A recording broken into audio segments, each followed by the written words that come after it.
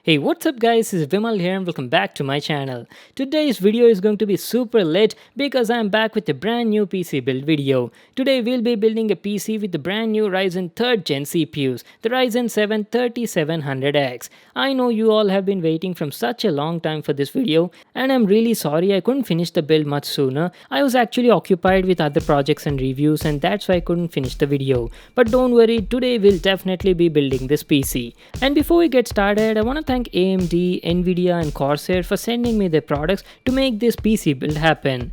Alright then, let's get started with the video.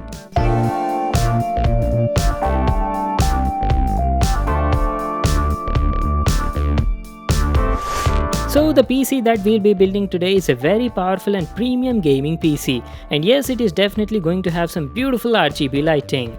This PC is going to be great for 4K content creation as well as gaming. So in this video what I'll do is I'll first show you the components that we'll be using today, and after that I'll show you the complete step-by-step assembling procedure, and after we are done with the complete assembling part, we'll also put this PC to a performance as well as gaming test and see how this PC performs.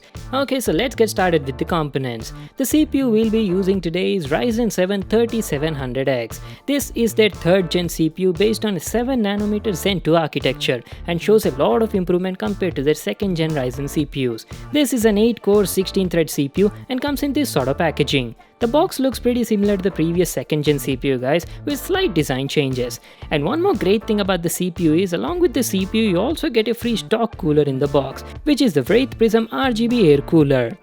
So let me just take the CPU out of the box and show you. And here it is guys, our brand new Ryzen 7 3700X. It's got a base clock frequency of 3.6 GHz and a max boost clock frequency of 4.4 GHz. And as I've told you, this is the stock air cooler that you get in the box. It's the Wraith Prism RGB. Let me just take it out of the box and show you. And this is how it looks like. But the thing is, we'll not be using this today. I have a special liquid cooler from Corsair which we'll be using for this CPU. Coming to the motherboard we'll be using today is Asus ROG Crosshair 8 Hero, the Wi-Fi edition model.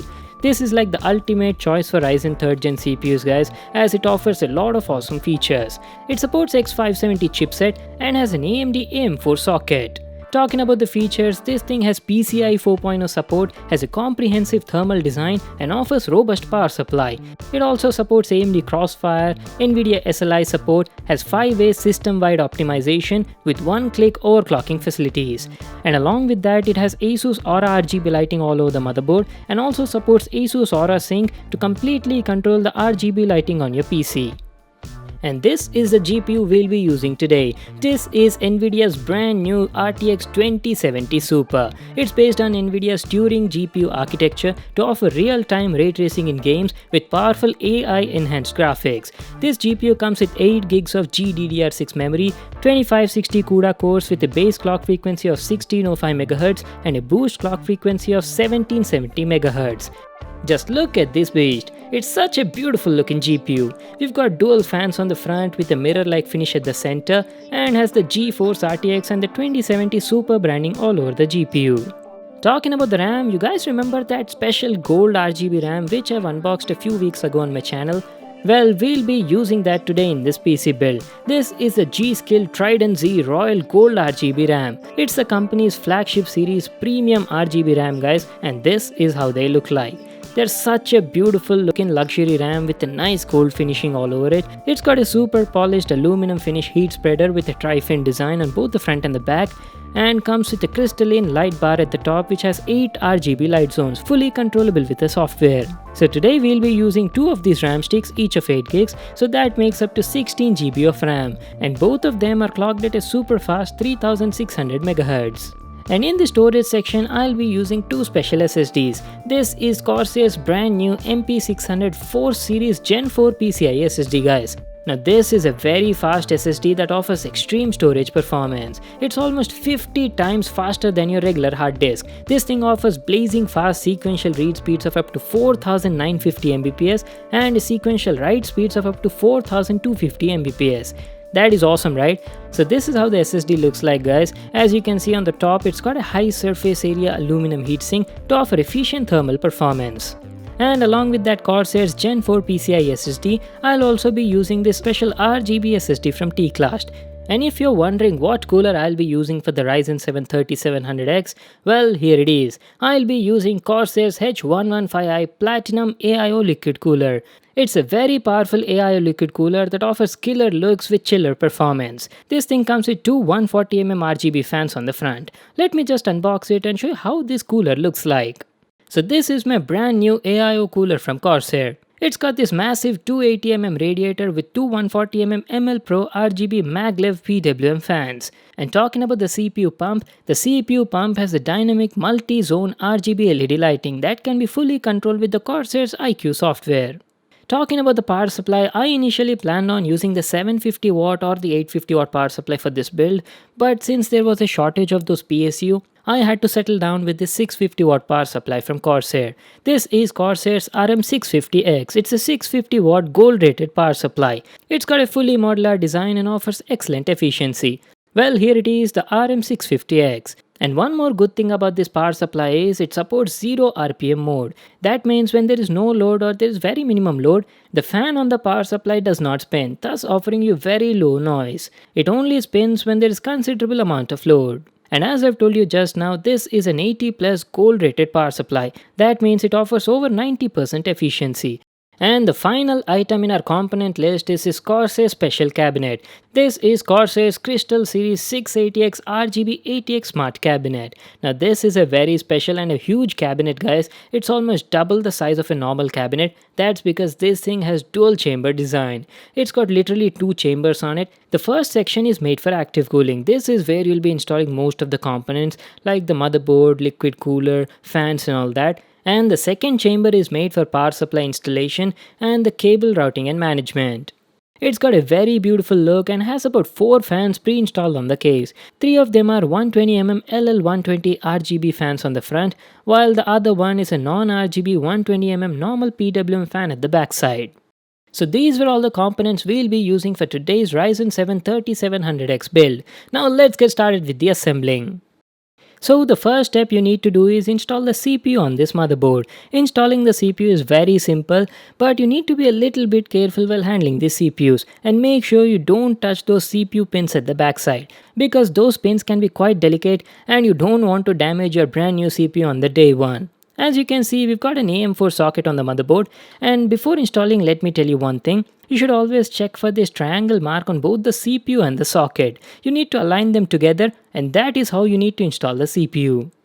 As you can see, we've got a tiny gold mark over here. You need to match that with the triangle engraved on the socket. Now lift the lever like this to expose the socket and gently drop the CPU on the top so it automatically fits in perfectly. And that's it. Now pull the lever back in its place and we are done with the installation of the CPU. Now next what we need to do is we need to install that motherboard in the cabinet. It's an ATX cabinet and easily supports this ATX motherboard. One more thing I'd like to mention is previously I've seen a lot of people commenting on my PC build videos that I didn't show how to fix the IO shield on the motherboard. Well, whenever you use expensive or premium sort of gaming motherboards, you don't get separate IO shield, guys. IO shield comes pre-installed on these motherboards. As you can see, we've got the IO shield pre-installed on my Crosshair 8 Hero. You don't need to do anything extra. Just place the motherboard inside and align it properly with the holes on the cabinet. Now take some screws and start fixing the motherboard in the cabinet. You get all these hardware installation screws with the cabinet itself, so don't need to worry. Just take a screwdriver and start fixing these screws. One advice I would give is go in a zigzag pattern and don't over tighten the screws. And that's it, we're done with the installation of the motherboard. Now next what we need to do is we need to install the liquid cooler in the build. So here is our 280mm AIO liquid cooler. Now you can install this liquid cooler in different positions, like you can fix it on the top or the front side or even on the bottom part. But as you can see, the front has already been occupied with 3 RGB fans. I'll be fixing this radiator at the top portion of the cabinet. I've already fixed both the 140mm RGB fans on the radiator. And this pump goes on top of the CPU. So I'll just install the radiator in my cabinet and be right back to continue the video. Alright guys, I'm back, and as you can see I've successfully installed the liquid cooler in the cabinet, and I've also fixed the CPU pump on top of the CPU. Now the thing is, this liquid cooler has a special modular type mounting bracket. That means depending on the type of platform you're using, like either AMD or Intel platform, you can easily remove the mounting bracket from it and switch to whatever you want. Simply hook up the CPU pump on top of the CPU and tighten both the ends with the provided screws, just like this. And that's it, we're also done with the installation of the AIO liquid cooler. That was very simple, right? We'll talk about connecting all the cables at a later part in the video. Now that we're done with the liquid cooler, let's move on to the next part. Let's install the RAM sticks in our build. Just open the lever, check the alignment of the RAM, and push it hardly until the lever locks itself. There you go. In the same way, install the second one. And that's it, we're also done with the installation of the RAM. So far, I hope you all are enjoying the video and at the same time learning how to build a PC. So the next major component that you need to install right now is a graphics card. You should always install these GPUs in the PCI slot closest to the CPU. And that's it, we're also done with the installation of the GPU. Now take some hardware screws and fix the GPU firmly on the cabinet. That's it guys, we're almost done with the installation of all the major components in the first chamber of the cabinet. Now all that is left to do is connect the power supply, SSDs and do the cable management. So here's our 650 watt power supply. This is where we'll be fixing it. As you can see, the Corsair's Crystal 680X has a special section where you can install the power supply. It sits like this in a vertical position, and just use some screws from the backside to fix the power supply in its place. And now all that is left is connecting all the cables. And by the way, this is where I'll be fixing my T-Class FlareX RGB SSD. And one more thing I totally forgot to mention, I'll not be using these simple cables that you get with the power supply. I'll be using these special custom sleeved cables from Tweaked PC. They're black and gold paracord cables and goes well with the build. It'll give you a very neat and clean look to the PC. Okay, then I'll connect all these cables, do the cable management, and be right back to continue the video. Alright guys, I'm back. We're completely done with assembling the build and also connecting all the cables. And these cables give a beautiful look to the build. They match well with my gold RGB RAM. So just like this, connect all these cables one by one, and that's it, you'll be completely done with the assembling part. So this is the setup we'll be using for today's build. Now finally, it's the moment of truth. Let's just power on the PC and see if this thing actually boots up. Yay! As you can see, the PC has successfully booted up. But I do have to mention that initially I faced some issues with the G-Skill RAM guys. I don't know what the problem was, maybe compatibility issues, but because of that my PC was not booting up. So what I did was I immediately replaced them with the Corsair Vengeance Pro RGB, and after that I didn't have any sort of issues. My PC booted up successfully. So now let me give you a closer look at this PC build and show you how it looks like. Holy moly, just look at that rainbow RGB LED lighting on the front LL120 RGB fans on the cabinet. Wow, they look absolutely gorgeous. I really don't understand how these RGB components are like so attractive. I just love them. Like seriously, just look at them guys. How can you not fall in love with such a beautiful PC? Wow, the RAM also looked very beautiful, but I initially planned on using the G-Skill Trident Z Royal. Nonetheless, even the Vengeance Pro are a beautiful looking RAM sticks. And guys, you see that beautiful pump of the liquid cooler? Man, it's got that dynamic multi-zone RGB lighting and looks absolutely beautiful. The lighting on all these components can be easily customized and controlled using Corsair's IQ software. You've got a lot of effects and profiles. You can apply them easily with just a single click from the software. That is awesome, right? Holy smokes, I totally didn't expect the Crystal 680X build would turn out this good. What do you guys think about the RGB lighting on it? Do leave your thoughts in the comment section down below. Okay, now let's finally jump into the benchmarks. I've already installed Geekbench 4 on the PC and also ran some benchmarks. Let me show you. So on Geekbench 4, we got a single core score of 5603 and a multi-core score of 33224. Those are some insane scores guys. This thing just blows out the competition. And coming to the OpenCL score, here we got a score of around 2,68,305. Nothing less expected from the RTX 2070 Super. Alright then, let's play some games and see how this PC performs. First, let's play Just Cause 3. Just Cause 3 is a very graphic-intensive AAA title game, and as you can see, we're playing this game currently at 4K resolution with all the graphics set to maximum, which is very high. So just sit back, relax, and enjoy the gameplay.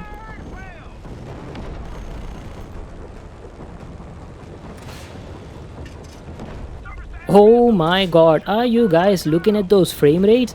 Damn, we're playing this game at 4K resolution with the graphics set to maximum, and still we're getting an average frame rate of around like 65 to 70 frames per second. You can check out the CPU, GPU and all that stats at the top left corner of your display. That is awesome, right? This is like the most powerful gaming PC I've ever built on my channel. The RTX 2070 Super was doing an excellent job. It's excellent for 1440p gaming and also great for playing games in 4K. You can check out the video for yourself.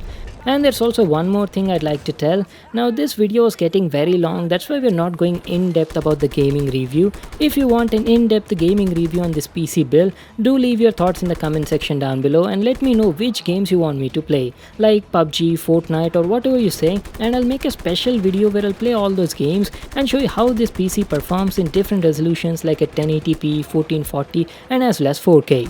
We'll do that video separately. Right now I'm just giving you a brief gameplay demo, so you'll just get an idea on the performance of the CPU. Just check out the gameplay.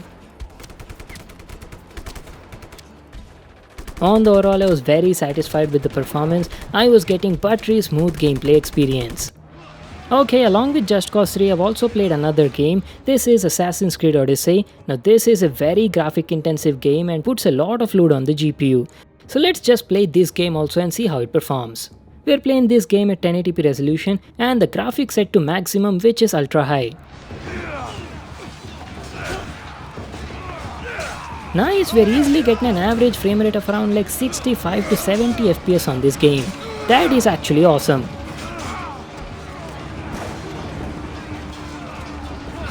So that was my video on our brand new Ryzen 7 3700X and RTX 2070 Super PC build. It's an amazing PC both for 4K content creation and as well as gaming at 1440p and 4K. So before I end this video, let me summarize all the component prices for you. The Ryzen 7 3700X costs around 29,400 rupees. The Asus Crosshair 8 Hero X570 motherboard costs 35,000 rupees. Coming to GPU, the RTX 2070 Super is priced for 43,500 rupees. And talking about the RAM, if you take the G-Skill Trident Z Royal, you will get the 3000 MHz 16GB kit for 17,500 rupees. And coming to the cooler, the Corsair's Hydro Series H115i Platinum costs you around 12,500 rupees. The Corsair Crystal Series 680x RGB case is priced for 22,000 rupees. And finally, coming to the power supply, the RM650X from Corsair, which is an 80 plus gold rated fully modular power supply, is priced for 8,950 rupees. So the total budget of this gaming PC comes down to 1,86,850 rupees. It might be a bit on the expensive side, but trust me guys, you're going to be extremely satisfied with both the looks as well as the performance of this PC. Well, that's it guys. I hope you all enjoyed this video on my brand new gaming PC build. Make sure to give it a thumbs up and subscribe to my channel for more new awesome videos. And I'll see you in the next one.